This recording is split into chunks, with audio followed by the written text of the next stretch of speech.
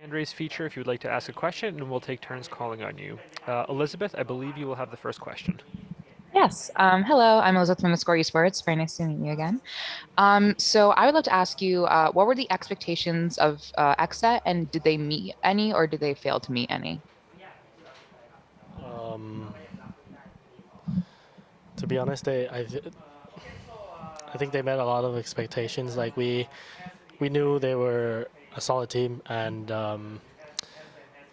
we were expecting to be counter-stratting them, even though there hasn't been a lot of information from the previous games. But then it didn't work out really well because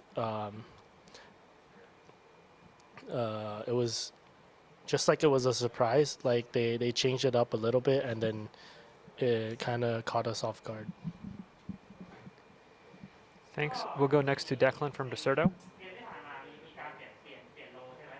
Hi, I just wanted to ask about the Oro and Icebox. Was that kind of like, was that obviously that was planned going in, but did you kind of execute that, do you think, to its full potential on that map, or is there more we could see out of it?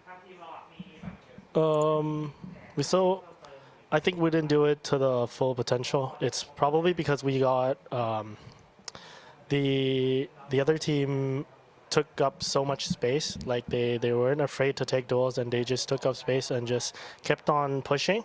So it cost us a lot of rounds. We couldn't really use our strats properly because they keep on pressuring us. Yeah. Are there any more questions for Cruz? Let's go with Alec from VLR. Hi, I wanted to ask about the Euro on Icebox with the Phoenix on Fracture as well. These are quite unorthodox picks. Do you think you can get more value out of them as you get more practice with them? To be honest, from our practice, it was like I think the game was really close. It wasn't because of the Yoru or the Phoenix pick. It was just like the tradings that we failed to do better than them. That cost us so many rounds, and uh, the executes was pretty okay. We did a lot of executes, but we got cut off from like they. It should be like their chamber kept on getting picks on us, and it cost us a lot of rounds because we have only 4 to do the execute. Yeah. We'll go next to Pedro from Blix.gg. Hey Cruz, commiserations on the loss. Looking at the entire year, Xerxia has only managed to win one series throughout international competition, including right now. So, in your eyes, why do you think it has been so difficult for Xerxia to start off on the right foot in international play this year?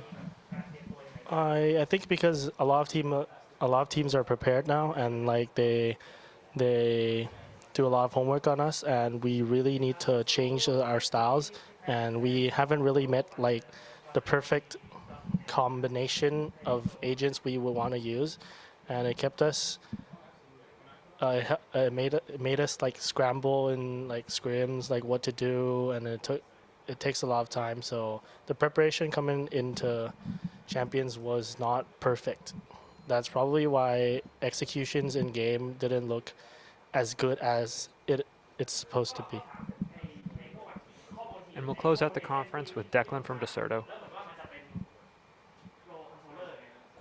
Hi again. I was just wondering if you at all feel disadvantaged going up against teams who might have multiple coaches or multiple analysts who can kind of chime in during timeout scenarios on stage, or is that doesn't really, you think that's not really an advantage at all?